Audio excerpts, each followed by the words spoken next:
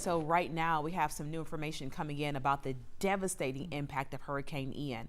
President Biden says it could eventually become the deadliest storm in Florida's history. We already know at least 12 people have been confirmed dead and 7 of them are in Punta Gorda. This is this heartbreaking image that you see here on the screen behind us. Yeah, houses, businesses, bridges wiped out. Nearly 2 million homes and businesses don't have power right now. The state's governor says 2 counties are basically off the grid.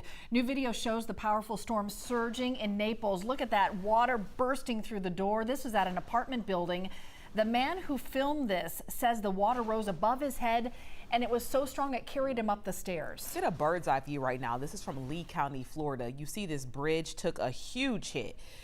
All that debris from nearby homes just scattered across it and parts of it even flooded. We told you about the start of flooding in St. Augustine yesterday. Well, this daytime video shows how bad it got.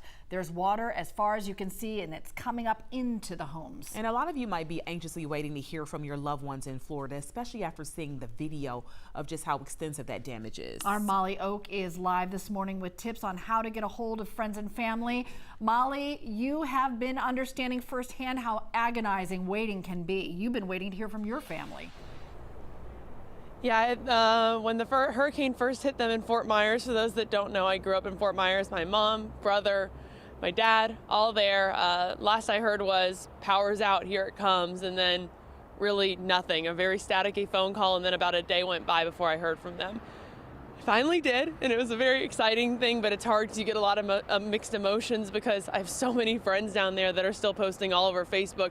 Has anyone heard from my parents? Does anyone know if my house is still standing? And that's just the reality that people in Southwest Florida are facing. And we know even here in Georgia, we have folks that are asking about their friends and family. We know neighbors are trying to go out and check on their loved ones. First responders barely getting through neighborhoods. We did talk to the Red Cross to try to get some tips on how you can contact your friends and family if they are still in Florida. It says you can try calling loved ones if you haven't heard from them during off-peak hours to try to get through. Cell service may be spotty though, so also try sending a text. Check social media to see if they've been marked safe from the storm, or even try sending an email to see if you can get through that way. The Red Cross also advises checking with friends and relatives. I know I've been funneling messages through to let people know that my parents are safe, as well as shelters and places of worship are good places to check as well. Red Cross says you can also call them directly, as volunteers are already on the ground looking to help survivors. If you're trying to get text messages through, I can tell you cell service is pretty much non-existent in Southwest Florida. Your texts, if you have an iPhone like I do, are automatically going to go to that blue text. You need to hold it down and say it to send as a text message.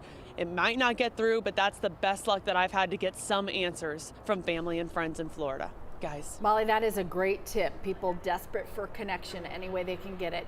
Thanks a lot. For the latest information on Ian, including the storm's newest track, how you can help people impacted by the storm, text the word Ian to the number you see there on your screen, 404-885-7600. We'll send you a link with all the details you need.